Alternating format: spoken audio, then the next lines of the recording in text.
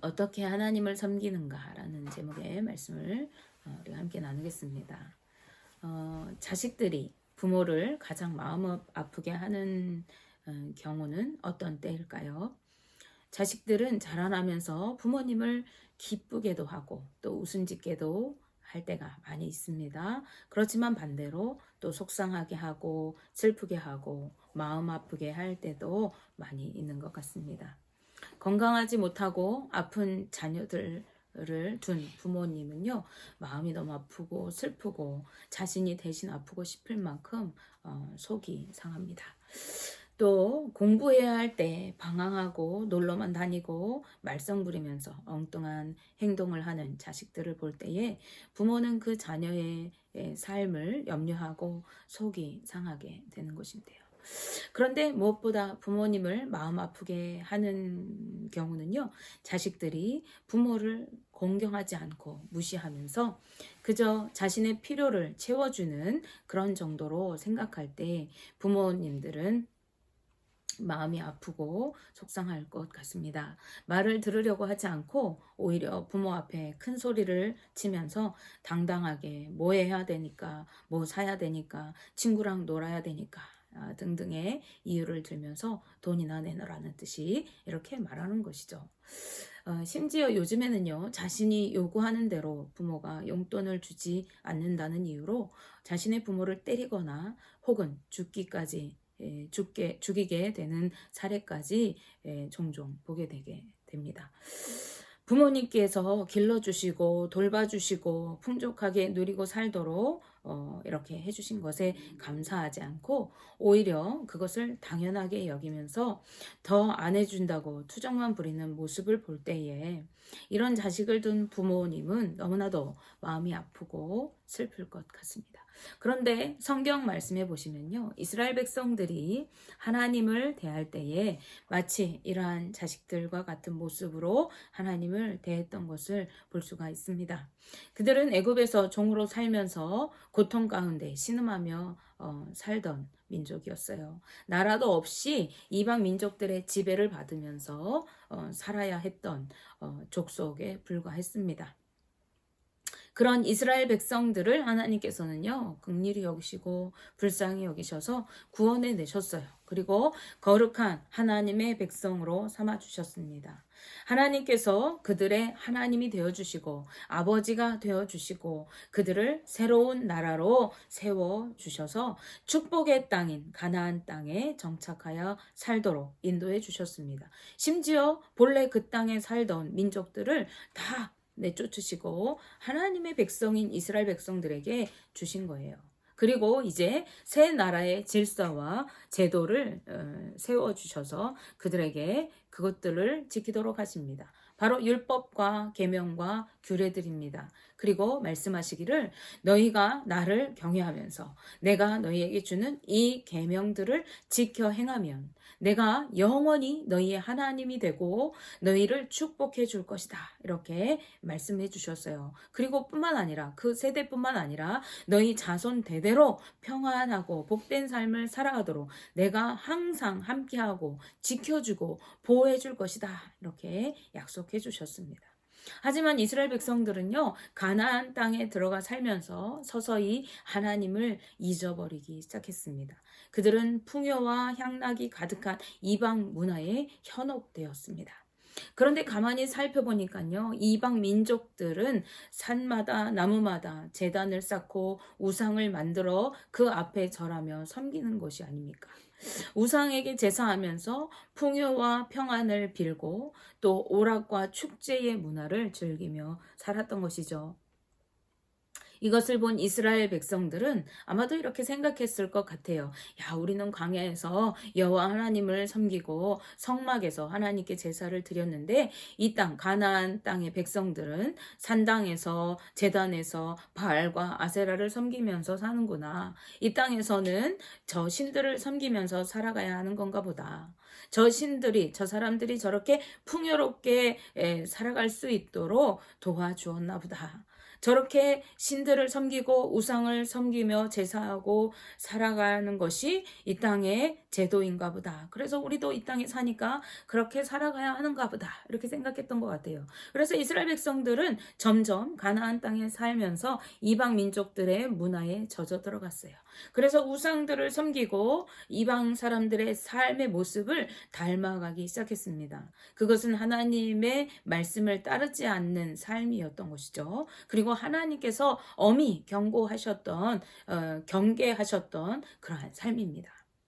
출애굽기 23장 24절 25절 말씀을 보실게요. 너는 그들의 신을 경배하지 말며 섬기지 말며 그들의 행위를 본받지 말고 그것들을 다 깨뜨리며 그들의 주상을 부수고 내 하나님 여호와를 섬기라. 그리하면 여호와가 너희의 양식과 물에 복을 내리고 너희 중에 병을 제하리니. 아멘. 자, 이방의 우상을 섬기지 말고 그의 신들을 경배하지 말라고 하십니다. 그 우상과 주상들을 다 깨뜨려버리고 부숴버리라고 말씀하십니다. 뿐만 아니라 이방인들의 삶의 행위도 본받지 말아라 이렇게 말씀하세요. 그리고 너희들은 이방의 신들을 섬기는 것이 아니라 여호와 하나님을 섬기라고 하십니다. 그렇게 여호와 하나님만 너희가 섬긴다면 하나님께서 너희의 양식과 물에 복을 주시고 병을 제하셔서 건강을 책임져 주신다고 말씀하세요. 즉 풍성하고 건강하고 행복한 삶을 하나님께서 보장해 주신 거예요. 그 조건이 뭐냐? 하나님만 섬기고 이방의 문화를 따라 살지 않고 이방의 우상들을 다 제하고 그 신들을 섬기지 않는 것입니다. 그런데 이스라엘 백성들은 어떻게 했어요? 하나님의 이 약속을 저버리고 말았습니다. 그 결과 이스라엘과 유다 백성들은요, 하나님의 심판으로 멸망을 당하게 되었습니다. 그들이 멸망하게 된 가장 큰 이유는 하나님을 배반하고 우상을 섬긴 우상 숭배였던 것이죠. 하나님의 말씀을 따라 살지 않고 이방의 삶을 모방하여 살아가고 하나님께 전심으로 예배하고 경배하면서 하나님을 경외하며 살아가야 되지만 그렇지 않고 이방의 신들을 섬기고 우상을 세워놓고서 그것들에게 제사하기 위해서 산당과 제단들을 도처에 세웠습니다. 오늘 본문 말씀에도 하나님께서는요, 유다의 심판을 예고하시면서 그들의 우상 숭배에 관해서 책망하세요. 그들이 그런 행위를 하는 것은 마치 신부가 자기 신랑을 버려두고 다른 사내와 관계를 맺는 것과 같은 음란한 행위라고 말씀하고 계십니다. 이스라엘 백성들은요, 하나님께 등을 돌리고 이방 신들에게 가서 제사하고 이방의 권력을 의지하기 위해서 이방 나라들에게 가서 머리를 조아리었습니다. 이는 하나님을 경외하지 않고 믿지 못하는 행위고 하나님을 업신여기는 행위입니다. 하나님께서는 하나님의 백성인 이스라엘 백성들이 두 가지 악을 행했다고 말씀하시죠. 그 중에 하나는요, 생수의 근원인 여호와 하나님을 버린 것이라고 말씀합니다. 또 한 가지는 스스로 웅덩이를 판 것인데 그 웅덩이는 터진 웅덩이라고 말씀하세요. 터진 웅덩이는 어떻게 됩니까? 아무리 그곳에 물을 열심히 갖다가 날라서 채우려고 해도 채워지지 않고 다 새나가 버리는 쓸모없는 웅덩이인 것이죠. 이스라엘 백성들은 하나님만 섬기고 하나님 말씀대로 순종하여 살아가면 얼마든지 그들을 축복하시고 지키시고 보호하시고 그들의 삶을 책임져 주시겠다고 약속하신 하나님, 생명의 근원이신 하나님을 버려버리고 아무것도 할 수 없는 이방의 신들과 인간의 힘과 권력을 의지하여서 축복과 안일한 삶을 그것들에 기대어 얻어보려고 했던 것입니다. 그렇지만 인간의 능력은 한계가 있는 것이죠. 그리고 이방의 신들은 사람의 손으로 만든 능력이 없는 신들이었죠. 그렇기 때문에 그곳에 가서 아무리 빌어봐도 아무리 이방 사람들을 의지해서 그들의 무력을 의지하려고 해도 그것들은 터진 웅덩이와 같이 그들을 지켜주지 못하고 그들에게 생명을 주지 못하는 것입니다. 그래서 이러한 행위들은 너무나도 어리석고 미련한 행위이면서 하나님 앞에 죄악된 그러한 행위인 것이죠. 그렇기 때문에 하나님께서는요, 선지자들을 통해서 그들을 책망하시고 심판을 예고하셨습니다. 뿐만 아니라 그들이 회개하고 돌이킬 것을 강권하셨어요. 하지만 이스라엘 백성들은 하나님의 이 징계와 또 심판의 경고에도 그것을 받아들이려고 하지 않았습니다. 그들은 마음이 완악해졌기 때문에 오히려 하나님의 말씀을 증거하는 선지자들을 박해하고 죽이기까지 했습니다. 예레미야 2장 30절 말씀을 보시면 내가 너희 자녀들을 때린 것이 무익함은 그들이 징계를 받아들이지 아니함이라. 너희 칼이 사나운 사자같이 너희 선지자들을 삼켰느니라 라고 말씀합니다. 이들은 하나님의 징계도 받아들이지 않고 하나님의 사람인 선지자들까지도 죽일 만큼 완악해져 버렸던 것이죠. 그런데 이스라엘 백성들이 이렇게 죄악 가운데 살게 되었을 때, 우상을 섬겼을 때에도 여전히 하나님께 제사하였습니다. 이 말은 무슨 말입니까? 하나님을 이방 신들과 같이 많은 신들 중에 하나로 여기며 섬겼다는 것을 뜻하는 것입니다.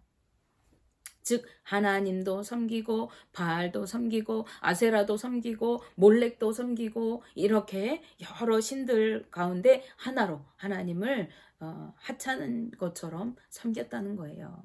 오늘날 우리말로 말하면 무엇입니까? 예수님도 믿고 부처도 믿고 알라도 믿고 무당도 믿고 했다는 말입니다. 즉 내게 복을 주고 나를 지켜줄 여러 가지 신들 중에 하나로 하나님을 섬겼다는 것을 의미하는 것이죠. 이것은 만군의 하나님 여호와를 업신여기는 행위입니다. 하나님은 홀로 유일하신 분이십니다. 모든 신 위에 뛰어나신 신이라고 성경이 말씀합니다. 하나님은 온 우주 만물을 창조하시고 모든 보이는 것들과 보이지 않는 것들까지도 지으신 분이십니다. 온 세상의 주인이신 분이신 것이죠. 그런데 그런 하나님을 사람의 손으로 조각해서 깎아서 만든 형상과 같이 취급하면서 하나님께서 만드신 피조물들과 같은 것으로 여기며 섬겼다는 것입니다. 이것은 그들이 하나님을 모독하고 아무것도 아닌 것으로 여겼다는 것을 의미하는 것입니다. 이렇게 잘못되고 타락한 신앙을 가진 사람들의 특징은 무엇입니까? 잘 살고 평안하고 아무 일이 없을 때는 제 멋대로 살아가다가 어려움이 닥치고 환난이 닥칠 때에는 하나님께 나와서 살려달라고 매달린다는 거예요. 아무 일도 없고 잘 되고 평안할 때에는 세상적인 것을 쫓아서 살아가요. 돈을 쫓아 살아가고 명예를 쫓아 살아가고 관계를 쫓아 살아가고 어떠한 다른 것들을 섬기며 살아가고 하고 싶은 대로 제멋대로 아무렇게나 행하면서 살아간다는 것이죠. 그런데 그렇게 살아가면서 하나님 앞에 나와 예배도 드리는 거예요. 그럼 그 예배는 어떻게 될까요? 예배가 소홀해지게 되는 거죠. 형식적인 예배로 하나님을 찾는 것입니다. 그러다가 인생에 어려움이 닥쳐오고 위기의 상황을 겪게 되고 환난이 닥쳐오게 되면 어떻게 해요? 그때야 교회에 나와서 엎드려요. 작전 기도하고 금식 기도하고 난리가 납니다. 살려달라고 하나님 앞에 울부짖어 기도하는 것이죠. 본문에 있는 이스라엘 백성들도 그랬다는 것을 우리가 알 수가 있어요. 예레미야 22장 27절 말씀 보시면 그들이 나무를 향하여 너는 나의 아버지라 하며 돌을 향하여 너는 나를 낳았다 하고 그들의 등을 내게로 돌리고 그들의 얼굴은 내게로 향하지 아니하다가 그들이 환난을 당할 때에는 이르기를 일어나 우리를 구원하소서 하리라. 이렇게 말씀합니다. 이것저것을 섬기고 따르며 하나님을 외면하고 살다가 환난이 닥쳐올 때는 하나님께 나와서 나를 구원해 주소서라고 기도한다는 말씀입니다. 이것은 초두에 말씀드렸던 부모의 권위는 인정하지 않으면서 자신의 필요한 것만 달라고 요구하면서 부모님의 마음을 아프게 하는 못된 자식과 같은 모습인 것입니다. 하나님을 온전히 섬기고 믿고 순종하지 않으면서 자꾸만 내게 필요한 것만 요구하면서 다고다고 하는 잘못된 신앙의 모습인 것이죠. 오늘 우리의 신앙을 점검해 보실 수 있기를 바랍니다. 나는 오직 여호와 하나님을 섬기며 온전한 믿음으로 말씀대로 순종하며 살아가고 있는가? 하나님을 경외하고 두렵고 떨림으로 하나님의 뜻대로 살아가기를 힘쓰며 살아가고 있는가? 그렇지 않고 교회는 다니고 하나님께 예배는 드린다고 하면서 형식적으로 섬기고 예배하면서 내게 복 주고 나를 잘 살게 하고 지켜줄 수호신처럼 하나님을 그러한 존재로 여기면서 믿고 있지는 않은지, 예수를 믿는다고 말하고는 있지만은 예수님이 나에게 복줄 구원의 티켓 정도로 여기면서 그렇게 믿고 있지는 않은지 하는 것입니다. 오늘 자신의 믿음을 점검하고 신앙을 바로 세워나갈 수 있는 그러한 기회로 삼으실 수 있기를 바랍니다. 나는 하나님을 온전히 섬기고 하나님의 뜻대로 순종하여 살아가고 있는가 하는 것입니다. 그런데 이스라엘 백성들이 이렇게 타락하고 하나님 앞에 제약된 모습으로 살아가게 된 커다란 원인 중에 하나는요, 바로 종교 지도자들을 비롯한 백성의 권위자들, 백성의 지도자들이 타락하였기 때문입니다. 백성을 믿음으로 바로 세워주고 바른 길로 이끌어야 할 종교 지도자들, 백성의 지도자들이 가장 먼저 타락하고 악을 행하였을 때 백성들도 타락하고 죄악의 삶을 살아가게 되는 것이죠. 그래서 오늘 26절 말씀에 보면 뭐라 그럽니까? 중반절에 보면은 그들의 왕들과 지도자들과 제사장들과 선지자들이 수치를 당할 것이라 이렇게 말합니다. 그들이 먼저 수치를 당하게 되는 거예요. 그들이 먼저 타락하고 백성을 타락의 길로 이끌었기 때문에 그렇습니다. 예레미야 2장 8절 말씀 함께 보시면요. 제사장들은 여호와께서 어디 계시냐 말하지 아니하였으며 율법을 다루는 자들은 나를 알지 못하며 관리자들도 나에게 반역하며 선지자들은 바알의 이름으로 예언하고 무익한 것들을 따랐느니라 라고 말씀합니다. 제사장들은 가장 가까이에서 하나님을 찾고 섬기고 예배해야 할 하나님의 사람들입니다. 하나님을 섬기고 예배할 자들로 거룩하게 구별된 자들인 것이죠. 그런데 제사장들이 여호와 하나님께서 어디 계시냐 말하지 않았다는 것은 무엇을 의미하느냐? 하나님을 구하고 찾지 않았다는 거예요. 이들은 잘못된 종교 지도자들인 것입니다. 오늘날로 말하면 하나님을 찾지 않는 목회자인 것이요. 하나님 없이 목회하는 목회자들인 것입니다. 뿐만 아니라 율법을 다루는 자들은 하나님을 알지 못했다고 말합니다. 율법을 다루는 자들은 누구입니까? 서기관들과 율법학자들과 말씀을 가르치고 연구하는 자들입니다. 즉 오늘날로 말하면 누구입니까? 신학학자들과 교수들입니다.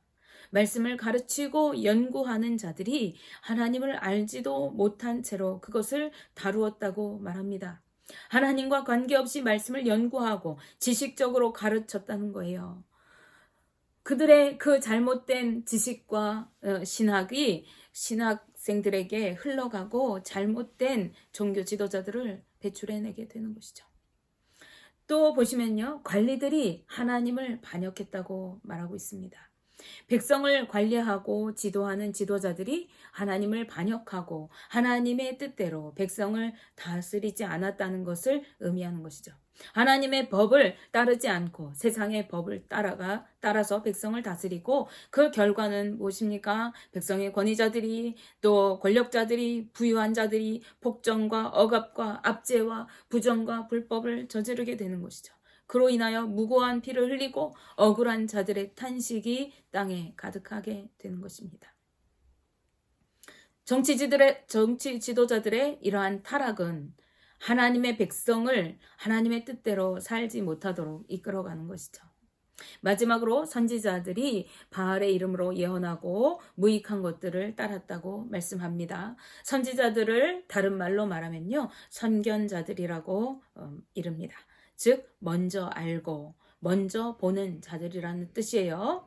이것은 예언자들과 영적인 자들을 말하는 것입니다. 그런데 하나님의 말씀을 받아서 예언하는 선지자들이 아닌 바알의 이름으로 예언하고 무익한 것들을 따르는 선지자들이라는 거예요. 이것은 무슨 뜻이냐? 거짓 선지자들, 예언자들이 있었다는 거죠. 헛된 것들을 예언하고 따르게 하는 자들이 있었다는 것입니다.